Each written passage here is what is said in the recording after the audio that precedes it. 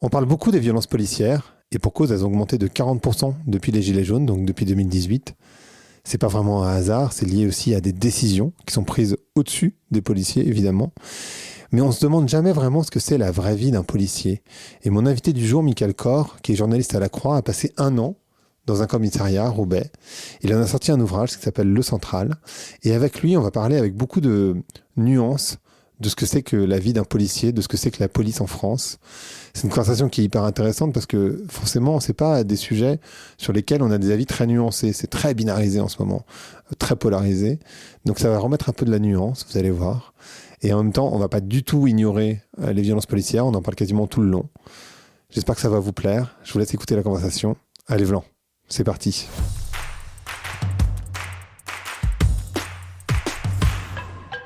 Donc bonjour à toutes et bonjour à tous. Bonjour Michael. Bonjour. Comment ça va aujourd'hui ? Ça va très bien. Alors, tu as écrit un bouquin sur la police. Ouais. Et avant ça, tu avais écrit un article sur la police. C'est quoi l'origine de ta réflexion ? Pourquoi tu t'es intéressé à ce sujet-là en particulier ? En fait, c'est venu d'une question posée par une collègue, qui est ma chef, qui est une question redoutable parce qu'elle est toute simple. C'était au moment des Gilets jaunes. C'était pourquoi il y a autant de violence ? Et en fait, c'est une question que je trouve redoutable parce qu'elle se posait au moment des Gilets jaunes, elle se pose maintenant au moment de la réforme des retraites, elle se pose au quotidien dans certains quartiers, etc., etc. Et en fait, bon, j'ai rencontré beaucoup de policiers pour faire ce premier sujet sur les violences, mais qui était vraiment sur un angle très spécifique, sur le maintien de l'ordre et tout. Et en fait, à cette occasion-là, j'ai eu l'opportunité de rentrer pour la première fois dans un commissariat. Et je me suis senti un peu comme un enfant qui demande en permanence ça c'est quoi, ça c'est quoi, ça c'est quoi, ça c'est quoi. C'est-à-dire que je me suis rendu compte que j'avais un avis sur la police, je parlais de police avec des amis, etc. On a un débat sur la police qu'on veut et c'est normal, mais qu'en fait je savais pas vraiment comment ça fonctionnait, comment les gens sont organisés, qu'est-ce que c'est que ce service, pourquoi, à quoi il sert, qui commande qui et pourquoi, etc. Et en fait c'est parti de là. Je me suis dit en fait j'ai envie de faire quelque chose qui soit pas un travail à thèse, pas là pour dire aux gens ce qu'ils doivent penser, mais pour raconter comment ça se passe sur le terrain. Voilà. Et ton premier article, il était plutôt, entre guillemets, à charge, si je me souviens bien, sur les violences policières, qui n'a pas beaucoup été apprécié du coup par le corps policier, si je me trompe pas, mais tu peux me corriger si c'est pas le cas. Bah ça dépend lesquels. Alors c'est vrai qu'il a été reçu de manière un peu. En fait, ce qu'ont surtout mal vécu les policiers, surtout ceux que j'avais rencontrés longuement, c'est que eux m'ont parlé de leur quotidien de manière très générale, et puis moi j'ai centré évidemment sur les violences.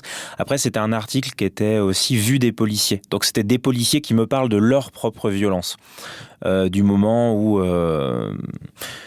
Du moment où ils ont un geste de trop, du moment où ils ont été obligés d'utiliser leur arme, est-ce qu'ils l'ont bien fait, pas bien fait, etc. Enfin, c'était ça toutes les discussions. Donc il y a certains policiers qui effectivement l'ont mal pris parce qu'ils ont trouvé que je donnais une image extrêmement partielle de la police. Après, il y a d'autres policiers qui l'ont aussi mal pris parce qu'ils nient cette violence.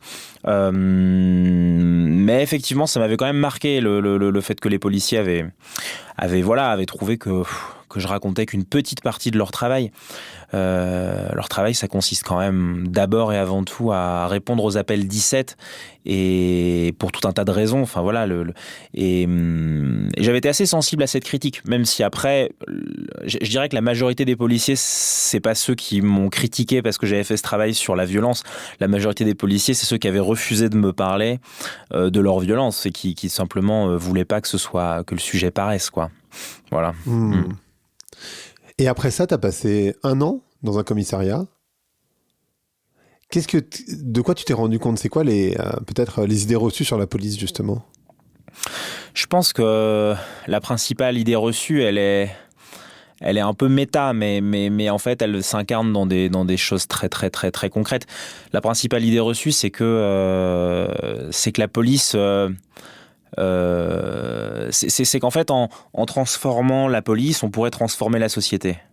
C'est-à-dire cette idée que, par exemple, eh bien, si la police était organisée de telle ou telle manière, s'il y avait plus ou moins d'effectifs, si elle était armée de telle façon ou pas armée de telle façon, en fait, elle pourrait elle pourrait, entre guillemets, je sais pas, par exemple, combattre le trafic de drogue, etc., etc. Et il y a cette idée que je rencontre chez beaucoup de gens, là, même des amis, qui me disent, mais en fait, il y a une volonté politique de ne pas combattre le trafic de drogue parce que ça fait vivre des quartiers. On va vite vers des idées un peu complotistes comme ça, mais en fait, non, la réalité, c'est que juste, en fait, c'est pas possible. Et qu'en fait, les policiers, en fait, ils peuvent pas mettre fin au trafic de drogue, ils peuvent pas... Enfin, quand je suis arrivé à Roubaix, ils avaient mis en place une unité des violences conjugales. Donc c'était, alors là on parle du judiciaire, hein, c'est-à-dire c'est pas tous des officiers de police judiciaire parce que c'est un grade, mais c'est des gens en fait qui font de la procédure, quoi, qui sont dans des bureaux. Enfin bon, ils peuvent aller interpeller aussi, mais donc c'est vraiment des policiers. Ils sont hyper intéressants à voir travailler parce qu'ils travaillent main dans la main avec des magistrats. Parce qu'en fait, sans des magistrats, sans des juges, ils peuvent rien faire. Ils peuvent pas mettre des gens sur écoute, ils peuvent pas décider de tel ou tel acte de prolongement de garde à vue, etc., etc. Et en fait, cette unité, elle avait été mise en place parce qu'on sortait des confinements et au parquet de Lille, ils s'étaient rendu compte que les violences faites aux femmes avaient augmenté. Pas tellement en nombre, mais en intensité. Les huis clos, les gens bloqués dans leurs appartements, ça fait que il y avait eu énormément d'emplois d'armes par destination. Ça avait explosé. Voilà, auparavant c'était plus des coups portés, des gifles, des coups de poing. Et là il y avait beaucoup il y a la proc de Lille qui m'avait dit tout l'électroménager y est passé. Il y avait c'était voilà. Et du coup ils avaient mis en place concrètement à Roubaix une unité de 10 policiers. C'était surtout des enquêtrices. Mais il y avait aussi quelques hommes, et c'était souvent des jeunes, dédiés uniquement à ça. Au début de l'année, ils travaillaient chacun sur 3-4 affaires. Et c'est des affaires compliquées. C'est par exemple un type qui est sorti de prison et qui harcèle son ex. Donc il rôde autour de chez elle. Donc c'est hyper dur à travailler policièrement parce que la dame, elle appelle la police arrive, mais le temps qu'elle trouve le bon bâtiment, etc., le type il est parti. Après, comment vous voulez prouver qu'il était bien là? Enfin, c'est donc après et où il y avait par exemple un autre type qui arrivait cagoulé et qui allait harceler la fille de son ex-conjointe. Donc voilà, c'est pareil, c'était un type cagoulé sur de la vidéosurveillance toute pourrie. Enfin, de travailler avec les flics, ça m'a permis de me rendre compte à quel point les images de vidéosurveillance sont toutes, mais enfin, les deux choses qui servent à rien dans la société, c'est d'une part les vidéosurveillances privées qui donnent que des images nulles et les trucs type Vérissure, c'est-à-dire les sociétés privées qui sont appelées quand il y a un cambriolage. C'est nul, c'est absolument inefficace. Bref, tout ça pour dire qu'à la fin de l'année, ils vont pas aimer. Voilà, à la fin de l'année, ces policières qui travaillaient sur les violences conjugales, elles travaillaient sur 100 dossiers par tête. En tout, elles avaient 1000 dossiers. Ça veut dire que comme elles s'étaient mises à de plus en plus travailler sur les violences conjugales, du coup, des affaires qui auparavant seraient auraient pas forcément été traitées, des petites affaires de harcèlement, des choses comme ça. Mais comme il y a une sensibilité sociale et qu'on sait que ça peut commencer avec du harcèlement et puis ça peut finir avec un féminicide, le parquet, les magistrats disent bon, en fait non, maintenant on laisse plus l'affaire, on la laisse plus on essaie vraiment de l'investiguer, etc. Mais sauf que les effectifs, ils ont pas triplé et du coup ça veut dire que Marion, dans le livre, il y a une enquêtrice, je l'ai appelée Marion. J'ai changé les prénoms. Elle a 24 ans et quand elle arrive au boulot le lundi à 9h, elle se demande sur laquelle des 100 femmes potentiellement victimes de violences ou ayant été victimes de violences présumées, elle va travailler. Alors heureusement, c'est pas un choix qu'elle fait seule, mais durant l'année, concrètement, il y a 2 policières qui sont parties en burn-out de cette cellule. Donc voilà, ça c'est le premier truc qui m'a vraiment étonné, c'est à quel point en fait c'est un travail dans lequel il y a une frustration énorme qui est, en fait, je suis relativement inefficace. Ce que je fais, en fait, c'est une sorte de mouvement perpétuel. Et voilà, ça, c'est le premier... Ouais, je dirais que c'est l'élément qui m'a le plus marqué. Et tu dirais, alors, parce qu'en fait, quand je t'écoute, je me dis, dans ce cas-là, ce qu'il faudrait, c'est augmenter à mort les effectifs de la police. Tu vois, on pourrait se dire ça, ou pourquoi pas mieux les payer. Et en fait, moi j'ai l'impression, mais peut-être que je me trompe.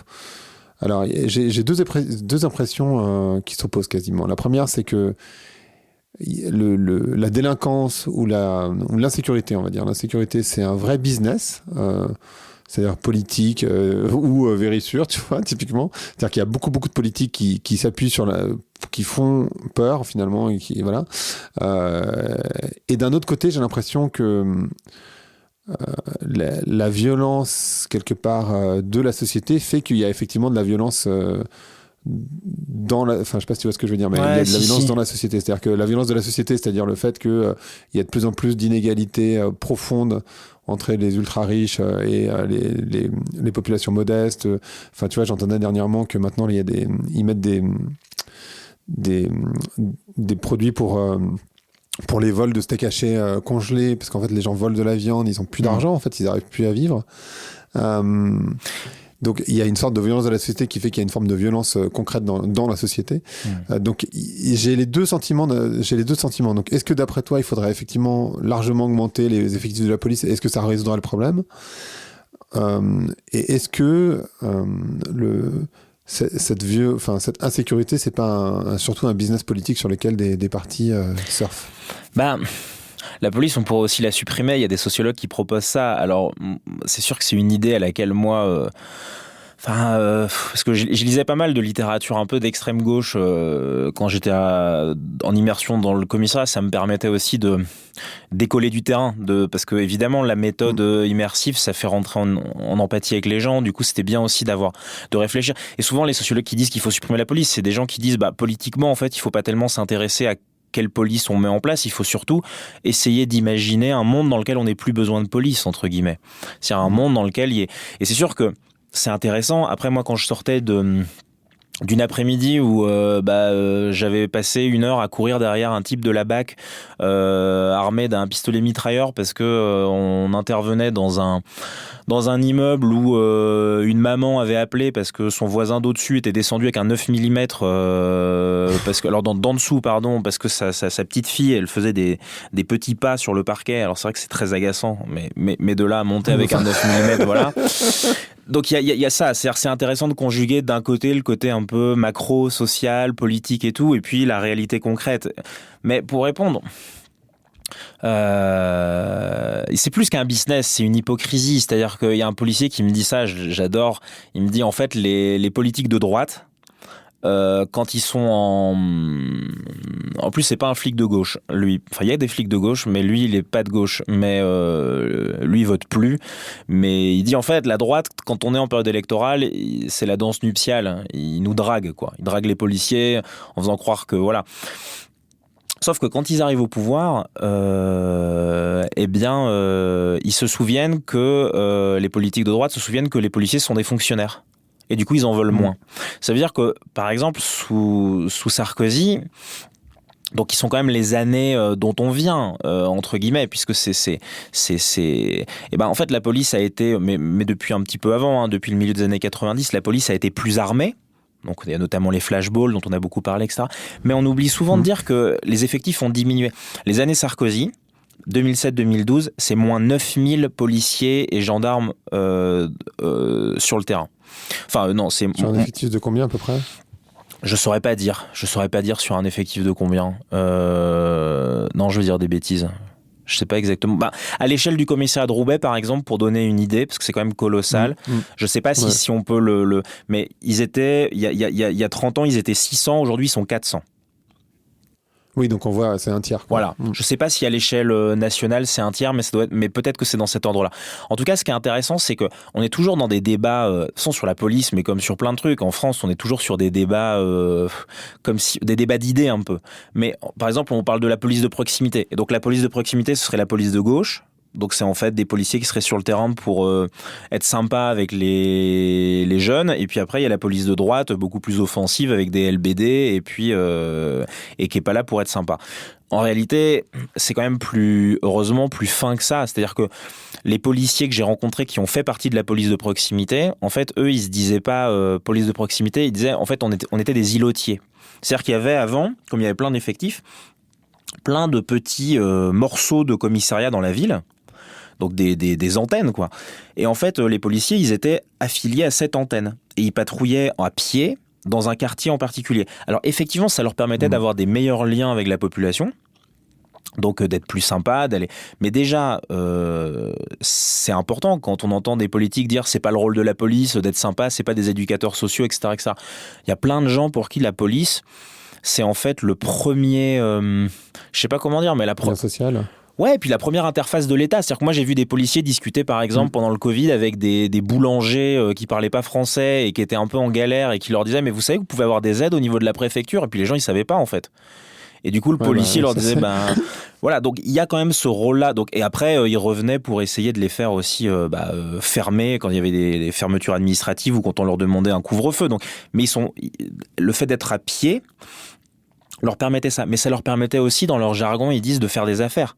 C'est-à-dire que quand vous connaissez bien le quartier, que vous le patrouillez à pied, vous repérez vite cet appartement un peu louche au 2e étage, où c'est même, et ça je l'ai vu sur le terrain, parce qu'il y a encore des pédestres, et ça revient, il y a un retour des pédestres dans certains commissariats, c'est le voisin qui discrètement vient voir le policier en disant, là, au 2e, c'est un peu louche ce qui se passe, parce que en fait, le trafic de drogue à l'échelle d'un quartier dans lequel il y a, je sais pas, 30 000 personnes ou 15 000 personnes qui vivent dans des tours, c'est 100 mecs qui en fait, et en fait les voisins, eux, leur trouille, c'est que leurs gamins rentrent dans le trafic, etc. Donc en fait, ils ont pas envie qu'on les voit parler aux policiers parce qu'ils ont peur des représailles et puis parce qu'ils peuvent être un peu parfois anti-flics pour certains, mais quand même. Et du coup, en fait, les policiers, ils voyaient cet appartement un peu louche, qui était un appartement nourrice, donc un appartement dans lequel les dealers planquent de la drogue.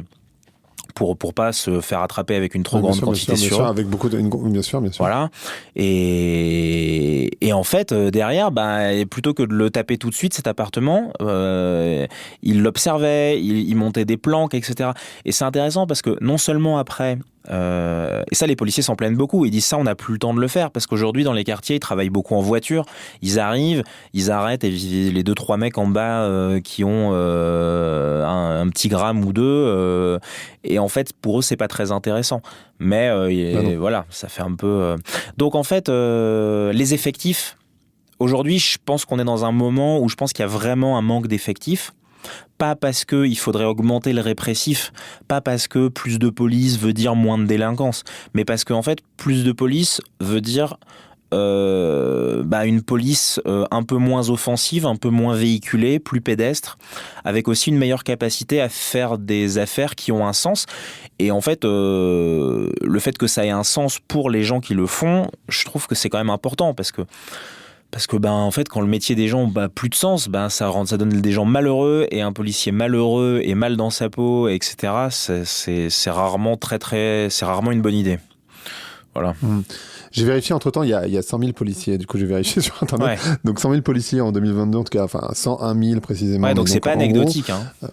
Donc c'est pas anecdotique, on se parle de 10% de l'effectif, un peu moins, 9%, mais globalement 10% de l'effectif. Après, pour aller un tout petit peu plus loin, mais rapidement, c'est que après le vrai problème, c'est que, pour dire un peu l'inverse de ce que je viens de dire, je pense qu'il y a un rattrapage en termes d'effectifs à faire, c'est-à-dire qu'aujourd'hui vraiment ils sont pas assez pour bien travailler.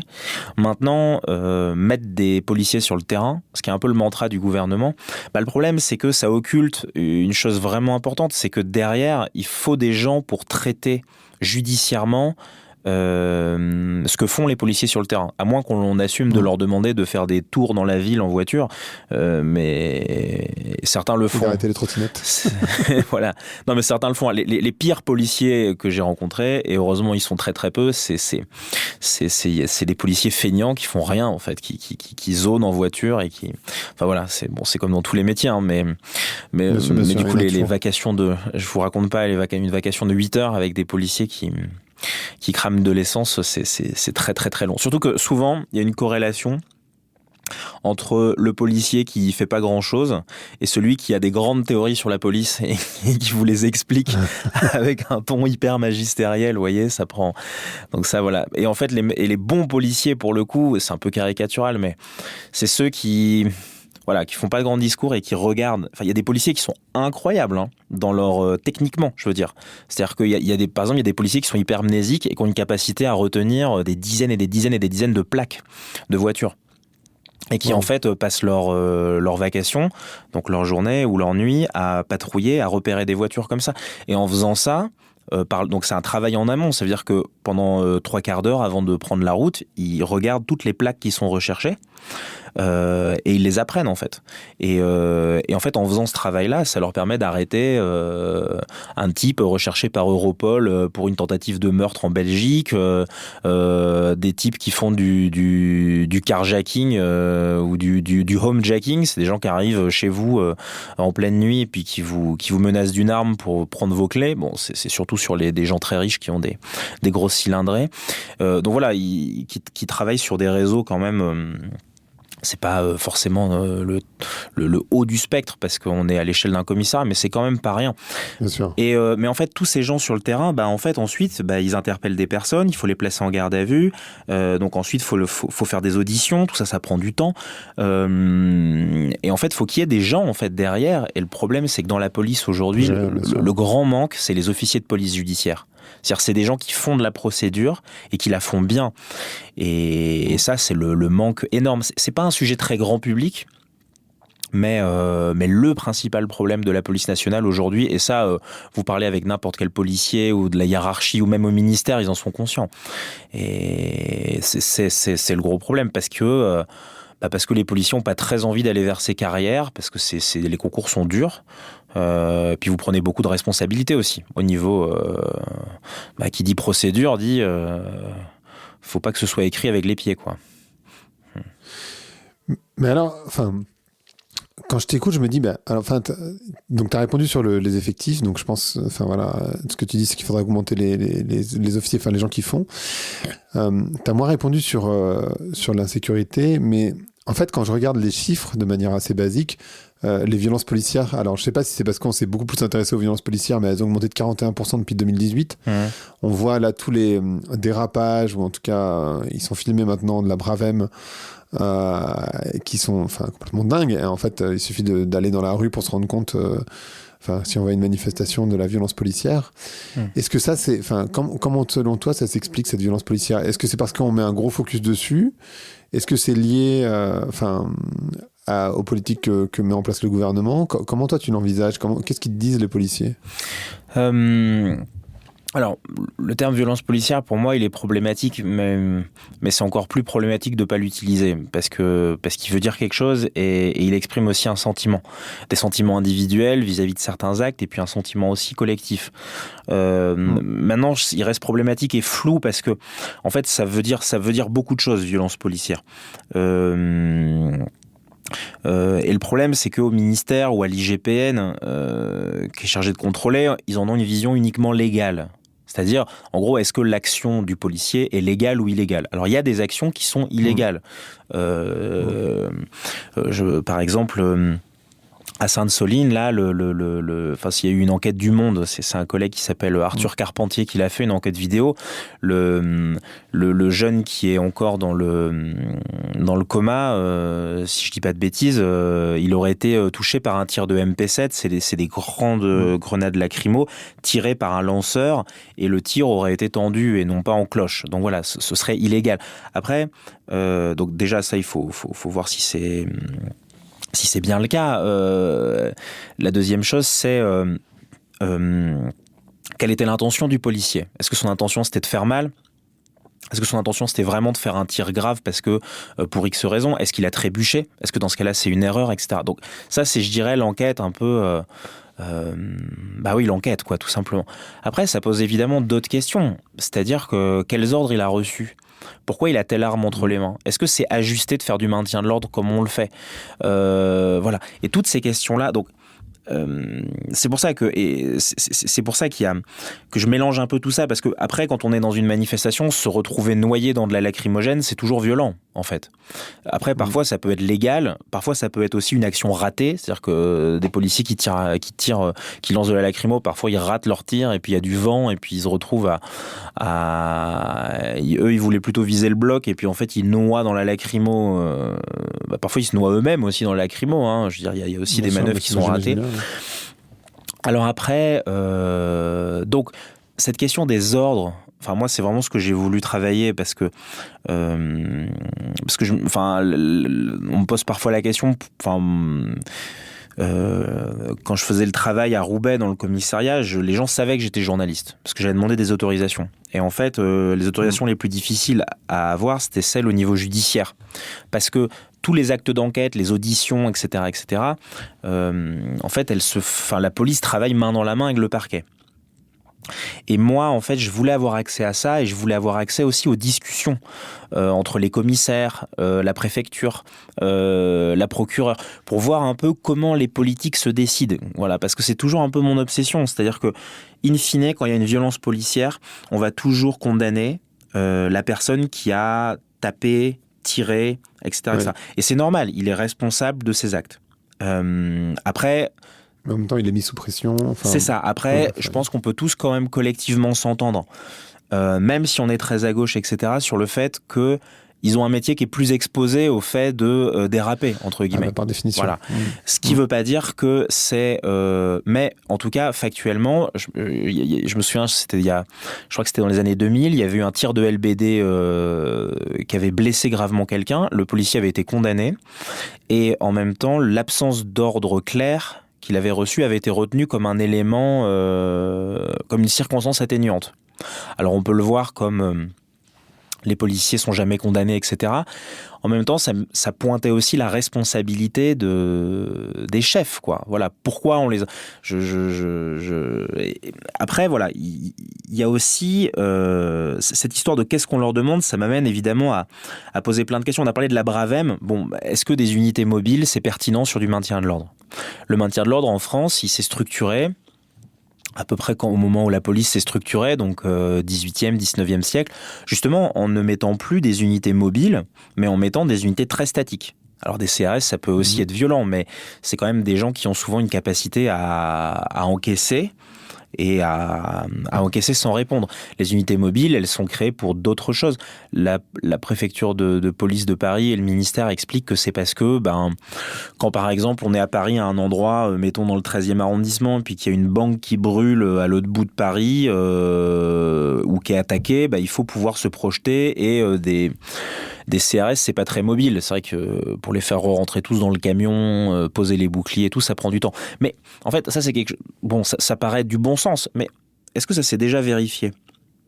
Ça, c'est un copain qui m'a posé la question. Est-ce qu'il y a déjà eu vraiment un moment où la Bravem ou la CRS 8, enfin ces unités mobiles qu'on a créées pour justement être très mobiles, est-ce que vraiment leur mobilité a permis, je sais pas, d'éviter un casse, enfin voilà, je trouve que c'est assez caractéristique de nos politiques policières, c'est que souvent on met en place des dispositifs et en fait on mesure pas tellement leur pertinence. Est-ce que, enfin voilà, quels sont les effets de long terme et tout ça.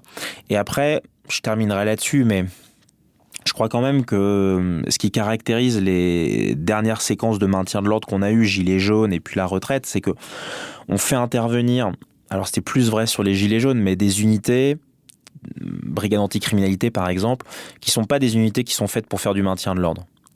Et en fait, ça montre aussi que ils ont un mode opératoire, ils ont une manière d'être avec des plus jeunes, ou ils ont une manière de travailler dans les quartiers. Il y a un policier qui me disait, qui est un policier qui est d'origine maghrébine et qui me dit en fait vous les journalistes vous êtes hyper hypocrites parce que en fait ce qui vous choque dans les manifs c'est parce que d'un coup ces pratiques policières là entre guillemets elles s'exercent sur des petits blancs, mais tant que c'est sur des noirs et des arabes en banlieue vous vous en foutez. Alors c'est évidemment très clair, j'allais y venir c'est hyper provoque, mais en même temps quand on voit la Bravem qu'aligne le long d'un mur, une unité de Bravem qu'aligne le long d'un mur des gamins et qui se met à leur tenir des propos racistes et tout ça, ça ressemble à certaines choses qu'on peut voir évidemment en banlieue, dans des quartiers assez durs et qui sont à mon avis plus quotidiennes.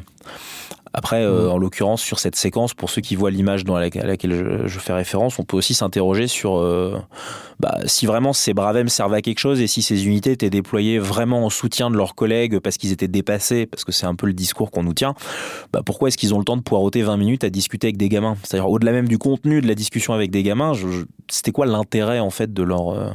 pourquoi ils sont pas... qu'est-ce qu'ils attendaient ? Qu'est-ce qu'ils faisaient là ? Moi, en tout cas, c'est des questions que je me suis posées en voyant la séquence, quoi. Et puis surtout, ils sont beaucoup plus violents que... c'est ce que tu dis d'ailleurs, hein. Ils sont beaucoup plus violents que les policiers qui sont en statique. Après, c'est ce qu'on leur a demandé aussi. Didier Lallemand. Oui, non, bien sûr, mais c'est pas eux. Et d'ailleurs, c'est pas eux, c'est eux qui le font, bien sûr, mais parce que, c'est pas des militaires non plus, hein, mais en tout cas, ils mettent en place ce qu'on leur a demandé de faire. Donc, et ça, c'est aussi un élément que je trouve assez horrible, c'est que quelque part. Les policiers, il me semble, ils sont pris en étau, c'est-à-dire qu'en fait, c'est comme si on mettait la population les uns contre les autres, c'est-à-dire qu'eux, ils font partie de la population modeste, donc en fait, ils ont les mêmes problématiques que les gens sur lesquels ils sont en train de taper, et en fait, de l'autre côté, ceux qui prennent les ordres, ou qui donnent les ordres, pardon, eux, ils sont pas inquiétés, en fait. En tout cas, on dit que c'est pas assez dur, parce qu'on se voit bien que ça fonctionne pas. Donc, mais ça, c'est passionnant, parce qu'en fait, ils sont tout le temps en étau entre tout le monde, tout le temps. C'est-à-dire que... je sais pas comment dire, mais c'est... Par exemple, à Roubaix, il y a un marché, c'est le marché de l'Épeule. Donc Roubaix, il y a beaucoup de gens qui sont originaires d'Algérie et c'est un marché qui est vraiment très très modeste, c'est génial, c'est une ambiance assez incroyable.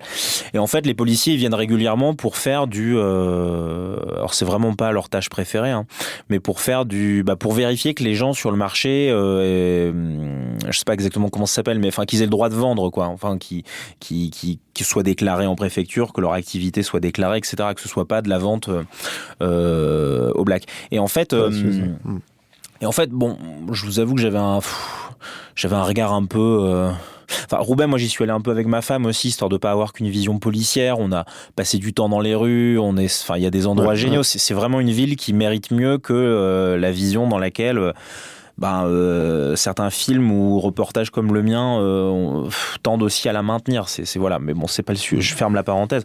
Et le marché de l'Épeule, c'est vraiment un endroit que j'adorais. Et du coup, j'embêtais un peu les policiers en leur disant mais franchement, c'est aussi les gens qui vendent là de l'ail ou des.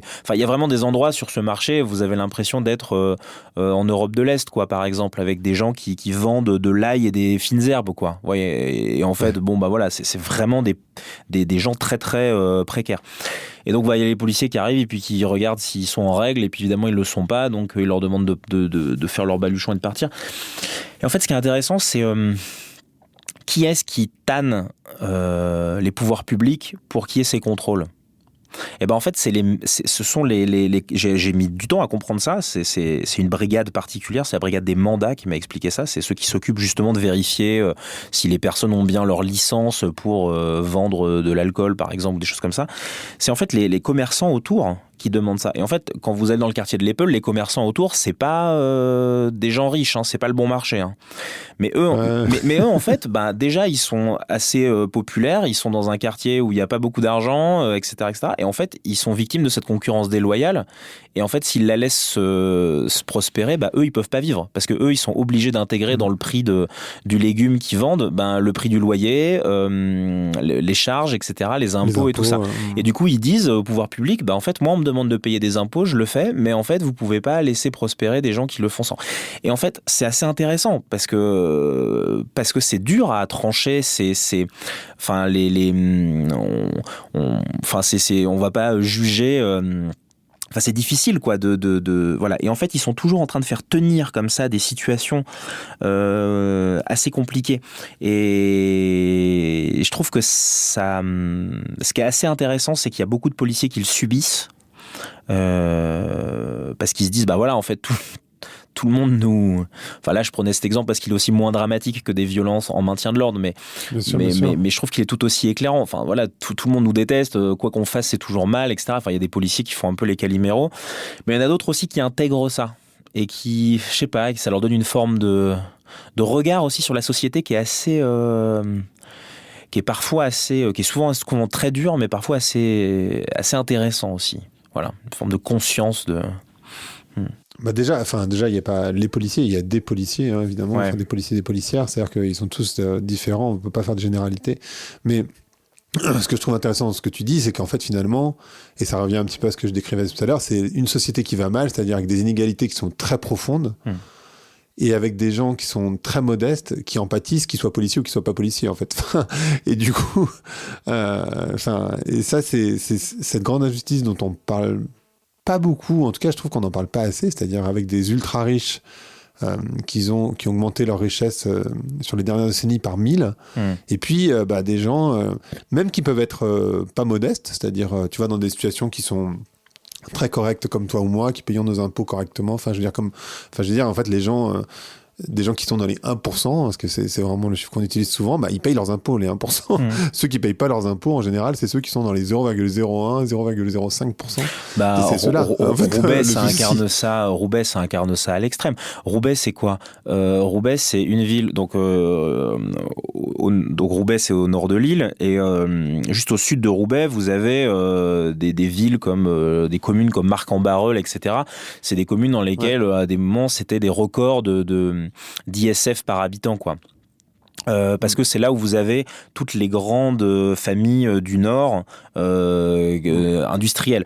Et en fait, l'histoire de ces 30-40 dernières années, c'est quoi ? C'est après avoir fait venir des populations, notamment du Maghreb, pour travailler dans des entreprises, ces entreprises ont ensuite été délocalisées, et pour certaines au Maghreb. Donc il y a non seulement une réalité qui est hyper dure socialement, mais il y a aussi une certaine ironie du capitalisme, de ce capitalisme très industriel du Nord. Là, il suffit de regarder partout les Camailleux, etc. Enfin, toutes ces enseignes, La Redoute, toutes ces enseignes de vêtements, etc. n'en finissent plus d'avoir fermé des unités de production. Et du coup, tout ça, en fait, ça finit comment ? Ça finit par se refléter dans les geôles de Roubaix. C'est-à-dire que je vous ai dit qu'on avait moins de policiers sur ces 30 dernières années, on est passé de 600 à 400, mais par contre les geôles sont de plus en plus pleines. Donc les geôles, c'est cette espèce d'endroit où vous avez un petit bocal dans lequel il y a le geôlier, qui est un policier, ça tourne, et qui a une vue panoptique sur les cellules. À Roubaix, mais c'est immonde, il y a des odeurs d'excréments, des mouches, etc. C'est vraiment immonde. Et donc, à un moment donné, je me suis quand même intéressé. Je me suis dit, mais pourquoi c'est si dégueulasse ? Et en fait, je demandais aux policiers, notamment la hiérarchie. Personne ne savait, parce que la hiérarchie passe pas beaucoup de temps dans les geôles. Et en fait, un jour, j'ai rencontré la personne qui s'occupe du ménage à Roubaix. En plus, c'est une scène que je décris dans le livre, mais bon, j'étais avec une sorte de geôlier, puis il s'entend très bien avec la femme du ménage, et puis je sais pas pourquoi, ils se mettent à déconner, puis ils entament une sorte de valse dans les cellules au moment où les personnes en garde à vue se réveillent. Donc c'est une scène un peu onirique et absurde. Il y a quand même vraiment énormément d'humour dans un commissariat qui permet aussi de résister à une forme de misère. Mais tout ça pour dire que pour que cette personne puisse faire le ménage, il faut qu'il y ait des geôles vides, parce qu'il faut des cellules vides, pardon, parce qu'il faut qu'elle puisse sortir les personnes des cellules, parce que c'est quand même souvent des mecs, c'est vraiment des univers très masculins, la délinquance, les policiers, etc. Il y a quand même une très très faible proportion de filles interpellées, de femmes interpellées. Je dis filles parce que c'est souvent quand même des gens aussi c'est souvent très jeunes et très masculins. Et donc quand en fait les cellules sont trop pleines, elle fait pas le ménage, tout simplement. Et elle permet d'avoir accès à une forme de statistique, c'est-à-dire qu'elle dit, elle est un peu empirique, mais elle dit, aujourd'hui, mais réel, aujourd'hui, c'est une quinzaine de gardés à vue par jour dans les geôles de Roubaix. Il y a 15 ans, c'était plutôt une dizaine. Donc on peut se dire que c'est un symptôme. Alors moi, je pense pas que ce soit le symptôme du fait que la délinquance augmente. Je pense que quand on voit les gens qui sont dans ces cellules, c'est plus que la société va mal. Quand on entend des gens qui nous ont dit à la sortie du confinement, en fait, la santé mentale des Français se dégrade. C'est ça. Mais là, on le voit. C'est-à-dire que c'est le type qui est pas en garde à vue, qui est en dégrisement, que j'ai vu régulièrement à Roubaix, qui était tellement ivre et avait tel problème d'alcool un jour, il avait essayé de casser un abribus avec sa tête. C'est des personnes schizophrènes en rupture de traitement qui cassent tout chez elles, etc. Enfin, à Roubaix, dans les geôles, il y avait des sortes d'étagères au-dessus desquelles il y avait des casques de moto. Et j'ai mis beaucoup de temps à comprendre pourquoi il y avait ces casques des motos, parce que les policiers voulaient pas me dire. Ils me disaient c'est parce que ça, c'est des vieux casques, comme ça s'il y a un motard qui l'oublie, ils me racontaient des conneries. Et un jour il y a un policier qui m'a dit mais en fait, moi quand j'ai un gardé à vue qui qui veut se blesser. Parce que avant de travailler avec la police, si on m'avait montré un gardé à vue blessé, par exemple, en me disant il s'est blessé lui-même en geôle, j'aurais tout de suite suspecté des violences policières. C'est possible, des violences policières dans les cellules et tout ça, ça peut arriver. Oui, il y en a, mais ça arrive aussi très régulièrement, et je l'ai vraiment vu, des détenus qui se blessent. Soit parce que ils veulent essayer de s'évader, et du coup la meilleure manière de s'évader, c'est d'être transféré à l'hôpital. C'est plus facile de s'évader de l'hôpital que d'un commissariat. J'ai vu plusieurs tentatives, dont une réussie et une autre qui a mené à un détenu qui saisit l'arme d'un policier. Il y a eu un tir, mais il n'y a pas eu de blessé, heureusement. Mais il y en a aussi beaucoup qui se blessent parce que en fait ils sont soit en rupture de traitement, soit de l'effet du manque, en fait. Et en fait, les policiers doivent gérer ça. Et ils doivent en gérer 15. Et il y en a toujours qui rentrent, qui sortent, etc. Il y a des avocats, des médecins. Enfin, l'angoisse du geôlier, c'est de perdre un détenu. Alors parfois, ils le perdent, c'est la panique. En fait, ils se rendent compte juste que le type de la 12, il a été mis à la 15. Donc là, ils le retrouvent, tout va bien. Mais il se passe parfois des trucs de fou. Parfois, c'est un type qui n'a rien fait, qui n'a pas été placé en garde à vue, mais on l'a quand même mis en cellule.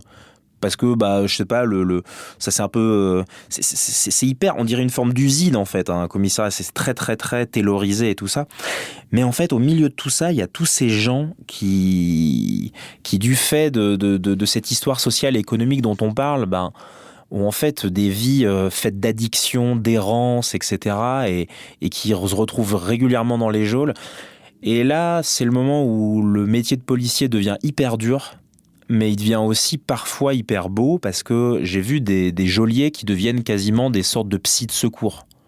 J'ai vu des geôliers qui face à l'agressivité d'un type, réagissent mal, et par exemple lui mettent le casque et puis les menottes au poignet derrière le dos. Alors le policier qui me le dit, il me dit c'est évidemment interdit. Enfin, c'est une atteinte aux droits de l'homme, d'entraver quelqu'un comme ça avec un casque et les menotter dans le dos, c'est vraiment illégal. Mais il me dit, mais moi je veux bien être jugé pour ça, en fait, qu'on me donne d'autres moyens. Enfin, quels moyens j'ai, en fait? Qu'est-ce que je peux faire?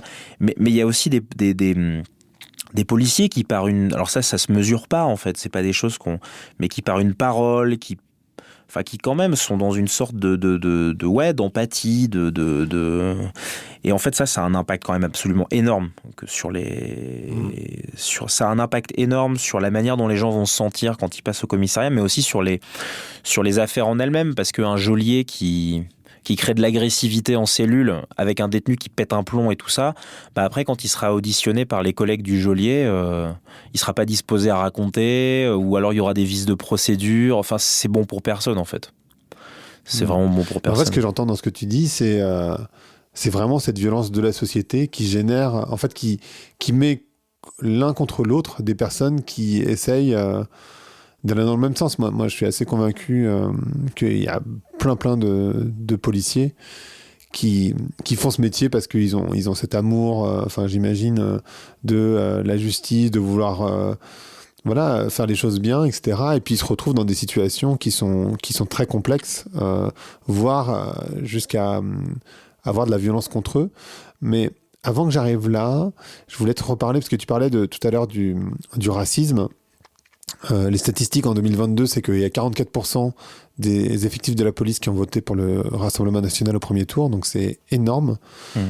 Toi, tu parles du contrôle aux faciès dans le livre.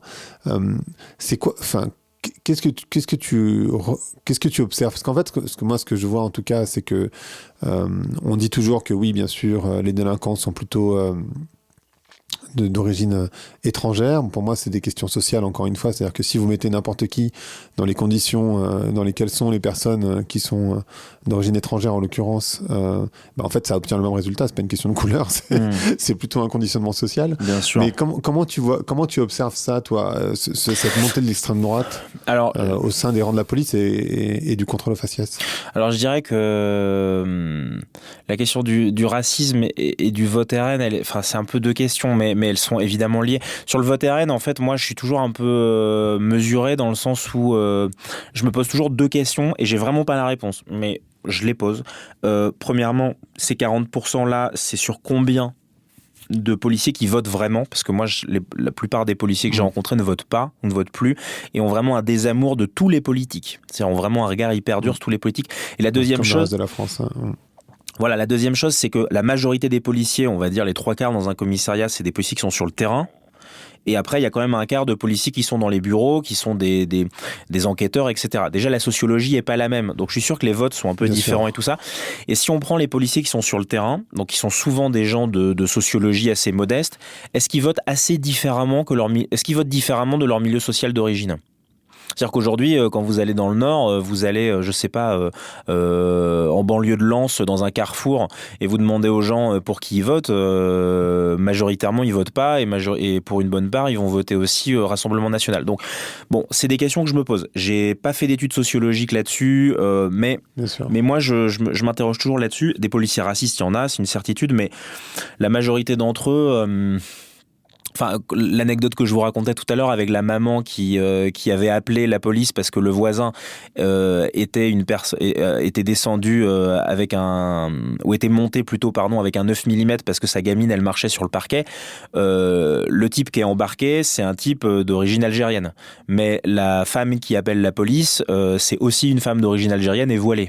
Je le sais parce qu'on avait discuté un peu avec elle et puis après avec lui. Donc en fait les policiers, et surtout à Roubaix, parce que souvent c'est des policiers qui viennent de la région, ils connaissent bien cette ville, ils ont quand même un regard qui est un peu plus fin que simplement la délinquance, c'est le fait de personnes d'origine maghrébine, etc. Ils font les liens aussi avec le côté social. Après, c'est vrai que quand on a un regard policier sur la ville, on voit aussi d'autres choses. C'est-à-dire que c'est vrai qu'il y a des réseaux, par exemple, au niveau du cannabis, qui sont liés avec le Maroc. C'est vrai aussi que la cocaïne vient beaucoup de Guyane. Donc en fait, ça leur amène aussi un regard comme ça qui en fait contrevient beaucoup à notre universalisme, qui sont des valeurs tout à fait défendables. Mais eux, c'est sûr qu'ils ont une vision plus, je sais pas. Mais en même temps, quand vous allez dans les quartiers, quand vous allez dans les quartiers, les gens ils parlent comme ça aussi, hein, souvent. Ils disent voilà le trafiquant de drogue, là c'est des Algériens, là c'est des. Je dis pas qu'ils ont raison, mais c'est aussi c'est pas uniquement une vision de flic. Après. Sur le racisme... D'ailleurs, pardon, je te coupe, mais parce que j'ai fait un amalgame tout à l'heure en disant que les gens qui votaient RN étaient racistes, ce qui est loin d'être le cas, je pense. Ouais. Parce que je pense qu'il y a beaucoup de gens qui votent RN qui sont très en colère, juste. Ouais, bien sûr, Donc, bien sûr. Voilà, je voudrais pas faire d'amalgame. Non, mais ouais, c'est vrai. Après, je dirais que... encore une fois, ça ramène à... Qu'est-ce qu'on leur demande aux policiers ? Si par exemple, on estime... Les policiers jugent que le contrôle, par exemple, d'identité, c'est quelque chose qui est utile pour leur métier. Après, comme souvent, est-ce que si on supprimait le contrôle d'identité, est-ce que les policiers ne pourraient plus faire leur métier ? Alors, ils gueuleraient, c'est sûr, et comme ils ont des syndicats assez puissants, pour le ministère, ce serait pénible. Mais c'est une vraie question. Les Anglais, ils ont fait ce choix-là. Les Anglais, à un moment donné, ils ont dit le contrôle d'identité pose trop de problèmes, entre guillemets, parce que les gens qui se retrouvent dans ton contrôle d'identité, ils se sentent... stigmatisé, et du coup on va l'interdire et il est autorisé que dans certains cas avec remise d'un récépissé, etc. Ça, je dirais que c'est pas un problème de police, c'est un problème politique. C'est à notre Assemblée nationale et à nos députés et donc aux gens dont on vote de prendre cette décision. Et ensuite les policiers, je trouve que c'est un peu hypocrite de les...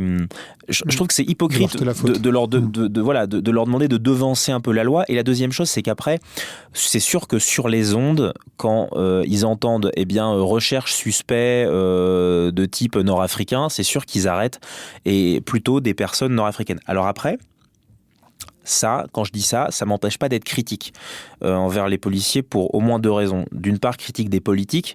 Le contrôle aux faciès, dans le livre, j'en parle à un moment où c'est la préfecture qui leur demande. C'est le moment où Gérald Darmanin, le ministre de l'Intérieur, voulait communiquer sur le fait qu'il y avait des contrôles à la frontière belge. Parce qu'il faut savoir que la plupart des gens qui sont à Calais sont des gens qui passent par la Belgique. Pour ceux qui connaissent un peu le Nord, il y a des textes de rap d'ailleurs de ZKR, qui est un bon rappeur roubaisien pour ceux qui connaissent, mais qui parle de la frontière comme d'une passoire. Mais la frontière entre la France et la Belgique, c'est quand même assez essentiellement une abstraction. Il n'y a pas vraiment de poste frontalier, voilà. Et donc, comment on a matérialisé le fait de faire des contrôles à la frontière ? C'est que dans des villes frontalières comme Roubaix, ou comme l'agglomération, Du coup, ils ont demandé aux policiers de faire des contrôles. Alors du coup, il y a un policier qui me dit, là, ce qu'on me demande, c'est de faire du contrôle au faciès, parce que ce qu'on lui demandait, c'était de chercher des personnes qui étaient qui n'avaient pas de titre de séjour, dont le titre de séjour avait expiré, etc. Et à Roubaix, c'est aussi facile à trouver que des gens qui roulent sans permis ou en défaut d'assurance. Il suffit d'arrêter 5 personnes et vous en trouvez une. Et puis ensuite, quand ils ont fait 1 heure, ils partent. Mais après, il y a une autre chose, c'est aussi que je me souviens d'un jour où il y a sur les ondes, ça part en disant, suspect, il y aurait eu un enlèvement d'une petite fille en Belgique. Suspect recherché dans un fourgon blanc, je sais plus exactement la marque du fourgon, etc. Donc là, faut imaginer les policiers, la voiture dans laquelle je suis, elle se met vraiment à patrouiller. Et les policiers discutent entre eux et se disent, ok, s'il vient de tel endroit, il devrait passer plutôt par telle artère, donc il se gare sur le bord de la route. Et ils sortent les stop sticks qui sont des espèces de herses en fait pour crever les pneus, et puis ils arrêtent les fourgons blancs qu'ils voient. Et puis là je me souviens d'un fourgon qui s'arrête avec à l'avant 3 personnes, la mère, le père, la fille. Les 2 femmes étaient voilées et la fille elle avait un regard mais d'une dureté.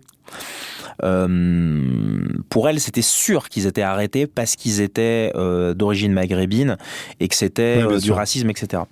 Et en fait, elle repart. Et moi, ça m'avait vraiment fait un serrement au cœur parce que j'avais envie de lui expliquer. J'avais envie de lui dire, peut-être que tu as été victime de racisme et peut-être que c'est ce qui explique ta réaction, mais là, en l'occurrence, il cherche un type qui aurait enlevé une fillette et en fait, votre véhicule correspond à la description. Et en fait, je reprends encore l'exemple, la police anglaise a aussi des problèmes, mais notamment, ils ont le droit de rentrer de bourrer dans les 2 roues quand ils les poursuivent. Ils appellent ça du choc tactique. Ouais, c'est autorisé à Londres. Ah oui, j'ai vu ça. Oui. Donc voilà, ce qu'une société demande à sa police, c'est parfois un peu schizophrène et étrange. Mais en tout cas, ce qu'ils font, c'est qu'ils communiquent aussi pour donner aux policiers des éléments de langage, mais qui soient justes, en disant aux gens, par exemple, l'année dernière, dans cette région ou dans le long de cette route, les contrôles aléatoires que nous faisons, parce que les gens, quand ils se font arrêter, même en contrôle routier, parfois ils disent ouais, pourquoi vous m'arrêtez, pourquoi vous chassez pas les vrais méchants, etc. C'est des choses qu'on entend beaucoup. Et dire aux gens, l'année dernière, par exemple, ce type de contrôle a permis de saisir une 30aine d'armes, tant de kilos de drogue, et puis de retrouver 4 personnes recherchées qui étaient sous mandat de recherche internationaux. En fait, les policiers, ils expliquent jamais ce qu'ils font. Jamais. Et il y a quand même un truc comme ça. Ils ont le sentiment que les gens devraient les écouter, faire ce qu'on leur dit. Ils ont de compte à rendre à personne, si ce n'est à leur hiérarchie, etc., etc. Et en fait, je crois que c'est plus possible. En fait, la société, elle a changé. Les gens, ils ont besoin aussi qu'on leur explique, tout simplement. Et je pense que ce serait, alors ça a l'air peut-être un peu utopique et bête, mon idée, mais je pense que des explications au quotidien de leur mission, ça pourrait apaiser aussi des relations, des liens police-population, en particulier auprès des plus jeunes, parce que le truc le plus problématique que je vois moi au niveau de la police là, c'est les relations entre la police et les plus jeunes. Et le problème, c'est que si on les laisse se dégrader, est-ce que demain, ces plus jeunes, le jour où ils auront un problème, ils oseront appeler le 17, quoi? C'est quand même une vraie question. Non, et tu vois, c'est le but de ton bouquin, et je pense que c'est le but de ce podcast aussi, c'est d'avoir une vision, je sais pas si c'est modéré, mais en tout cas, c'est nuancé de la police, parce que je disais tout à l'heure, je l'ai mentionné, et je pense que ce serait bien qu'on en parle, des violences.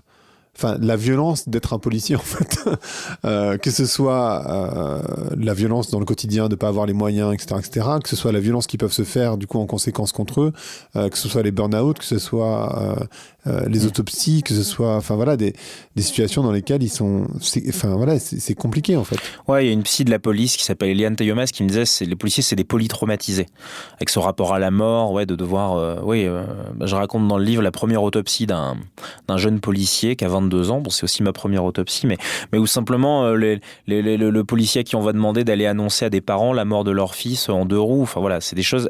Cette psy, elle dit, c'est effractant pour le psychisme. C'est comme si ça cambriolait la tête des policiers. Et en fait, à Roubaix, pendant l'année où j'étais, des policiers qui ont dérapé, il y en a eu. Il y a eu tout un service de car. C'est un peu les urgences judiciaires du commissariat qui avait été placé en garde à vue, enfin la moitié du service, pardon, pour des vols de scellés, donc essentiellement de la drogue, et puis pour fausse déclaration d'assurance suite à un accident de voiture sous l'empire de stupéfiants. Enfin, bon voilà. Mais par exemple, l'un des policiers qui m'a le plus marqué, l'un des policiers qui a dérapé, qui m'a le plus. Il y avait aussi un syndicaliste de la police qui avait été accusé de viol parce qu'il avait rencontré une plaignante et puis après il était allé chez elle, ils avaient eu des relations sexuelles, les charges ont été abandonnées, mais enfin le fait est que au sein du commissariat, notamment les personnes dont je vous ai parlé et qui travaillaient sur les violences sexuelles, elles étaient effondrées, quoi, que le type drague des plaignantes et puis qu'en plus après il y a une relation dont on ne sait pas si elle était consentie ou non. Enfin elles disaient mais comment voulez-vous qu'après des gens nous fassent confiance, etc. Enfin, les enquêtrices, elles étaient vraiment très énervées, atterrées. Mais il y a un policier qui m'a beaucoup marqué. C'est un policier, on sentait qu'il n'était pas au top. Un peu démotivé. Et puis, en fait, il a été mis à pied parce qu'il a volé 3 parfums. Alors en fait, c'est des types qui vendaient des faux parfums, quoi. En fait, il en a volé 3. Et en fait, je sais pas pourquoi, ça m'est resté en mémoire et depuis ça tourne. Son geste, il était totalement débile. C'est-à-dire que, il prend des risques de fou parce que voler dans des scellés quand on est policier, en plus, il était officier de police judiciaire. Donc ça veut dire qu'il a une double hiérarchie. La hiérarchie dans la police et puis la hiérarchie, enfin, sa chef, c'est aussi la procureure de Lille, quoi. Donc autant vous dire qu'elle était vraiment pas contente. Mais tout ça pour 3 parfums, en fait. Et dans son geste, je trouvais qu'il y avait un peu de désespoir, il y avait quelque chose d'assez absurde. Moi, je pense qu'au sein de la police, il y a une vraie crise de sens, quoi. C'est assez rare les moments où on leur rappelle, en fait, quel est le sens de leur métier. C'est pourquoi on fait ça. De la même manière que eux expliquent rien aux gens, en fait, on leur explique rien à eux non plus, quoi. Non. Et je pense qu'il y a une vraie crise de sens. Et ça a l'air un peu peut-être méta mais je pense que ça explique énormément de choses. Ouais, cette crise de sens. Ce qui veut pas dire que leur métier en a pas. Hein. Non, mais leur métier, il a beaucoup de sens. Je pense qu'il y a beaucoup de respect. Enfin, c'est bizarre. Je pense qu'il y a un respect a priori de la police pour la majorité des Français.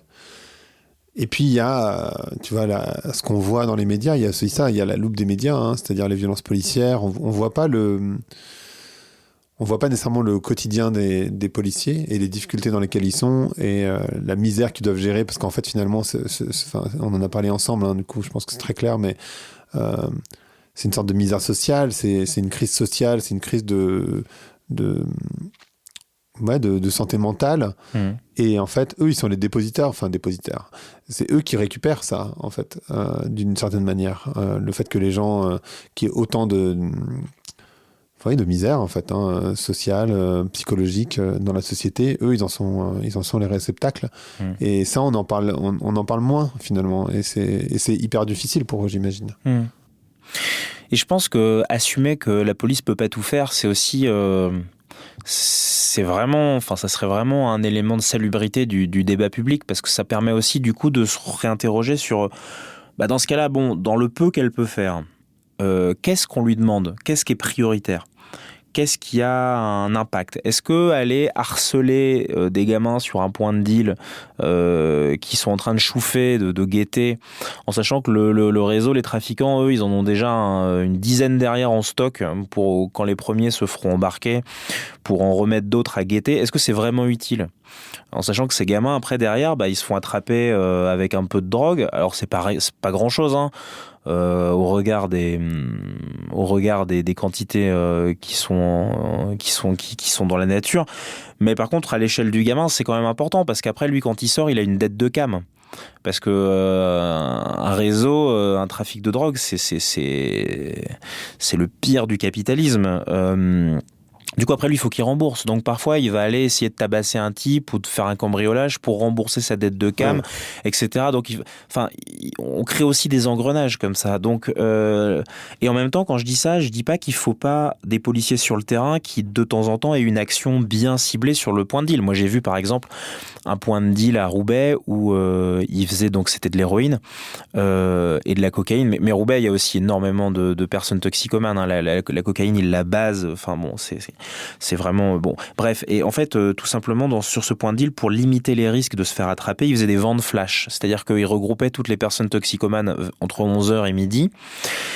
Et quand ils arrivaient à 10-15 personnes toxicomanes, il y avait une personne qui arrivait en trottinette électrique ou etc. Avec la drogue, il distribuait à tout le monde, il reprenait l'argent, et puis ensuite tout le monde se dispersait. Ça permettait d'éviter d'avoir 15 fois l'opération. Et pendant ce temps-là, en fait, les vendeurs et les choufs interdisaient aux personnes de l'immeuble dans lequel il y avait sans doute l'appartement nourrice, etc., de rentrer chez elles. C'est-à-dire que pendant entre 11h et midi ou 13h, les habitants, ils n'avaient plus le droit de rentrer chez eux. Donc en fait, les habitants ont contacté leur bailleur, le bailleur a contacté la police, et puis du coup la police s'est dit bon bah on va et la procureure de Lille leur a donné des autorisations particulières, par exemple de faire des contrôles d'identité, parce que pour faire des contrôles d'identité il faut un motif, mais parfois un parquet peut décider que de telle heure à telle heure eh bien, les contrôles d'identité sont autorisés. Le motif est, voilà, c'est légitime, quoi. Et donc après, la police, voilà, vient, et puis bon, ça a permis aux habitants de pouvoir réinvestir tout simplement leur logement. Donc c'est assez difficile de dire que ça, c'est inutile, mais simplement se réinterroger en permanence sur qu'est-ce qu'on demande aux policiers, est-ce que c'est vraiment pertinent, est-ce que c'est l'essentiel, est-ce que c'est le prioritaire. Je pense que c'est quelque chose de salutaire et de sain en fait. Et il y a des policiers qui notamment dans la hiérarchie, qui le prennent un peu, dès qu'on émet la moindre critique ou la moindre discussion, des gens qui pensent en vase clos et qui sont tout de suite, non, vous comprenez rien, nos réalités, voilà, le grand public, tout ça, comme si comme si ce qu'ils faisaient c'était de la magie, mais en fait, non, on est aussi des citoyens, on a le droit d'avoir un regard là-dessus, on a le droit d'avoir des opinions, elles ont même le droit d'être contradictoires et ensuite, au pouvoir public d'en faire la synthèse. Mais je trouve qu'en tout cas, cette expression-là, elle est, par exemple, le débat qu'on a sur aujourd'hui, quel maintien de l'ordre on veut. On peut pas nous dire la police l'État a le monopole de la force légitime. C'est pas à des personnes qui sont élues pour 5 ans, certes démocratiquement, de décider en soi de ce qui est légitime ou pas. S'il y a une grogne sociale suite à tel ou tel à l'emploi de telle ou telle technique de maintien de l'ordre, bah ça veut dire qu'elles sont pas légitimes. Par contre, d'un autre côté, c'est pas non plus. Il y a plein de gens aussi. Le fait qu'il y ait des vitrines cassées et des bancs et des abribus cassés, pour eux, c'est pas du tout légitime. Et ça, ils demandent à la police d'intervenir fermement là-dessus. Comment on fait la synthèse ? C'est hyper dur, mais c'est pas parce que c'est dur que c'est pas la bonne question, quoi. Et déjà, alors. Dans la hiérarchie de la police, il y a des commissaires qui sont hyper ouverts à ces questions, hyper ouverts à discuter, etc.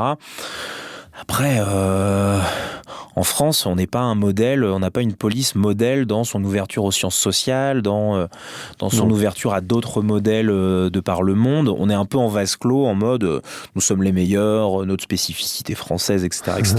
Bon, parfois ça frise un peu le ridicule, faut quand même le dire. Chez certains, ça frise il y a des commandants ou des policiers qui vous parlent. Franchement, parfois c'est pas, enfin voilà, ça va pas du tout, quoi. C'est hyper intéressant. En fait, c'est hyper intéressant parce que finalement, je trouve qu'on prend jamais le temps d'avoir une vision nuancée sur la police. Enfin, tu vois, il y a des sujets comme ça de société dont tout le monde s'empare, tout le monde a un avis. Ouais, c'est hyper polarisé, ouais. C'est hyper polarisé. Donc, merci pour ça. Le podcast s'appelle Vlan, donc je voudrais savoir à quoi tu veux ouvrir et où claquer la porte. Bah, moi, je voudrais ouvrir sur l'école. Parce que, en fait, quand on voit tous ces gamins qui se retrouvent en garde à vue, dont c'est les premières gardes à vue pour un peu de stup, pour des petites conneries, etc., on se rend compte que en fait, la police, elle fera rien toute seule. Et quand je dis qu'elle peut pas réparer la société, ça veut pas dire que la société est pas réparable. En fait, ça veut dire que elle a besoin de travailler en partenariat avec d'autres acteurs.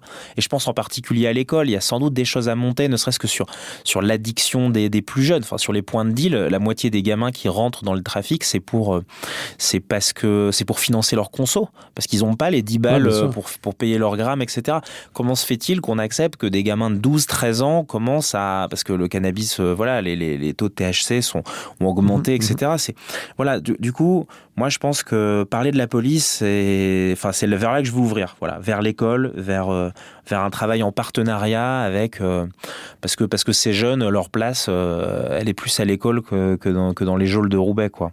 Et du coup, la question, c'est comment on pourrait mieux faire pour qu'ils y restent, pour qu'ils se déscolarisent pas, pour qu'ils fassent les études qui leur permettent d'avoir le métier qui leur plaît plus tard et qu'ils se retrouvent pas après à avoir une vie d'errance et de petite délinquance et à faire des passages par la prison et enfin voilà.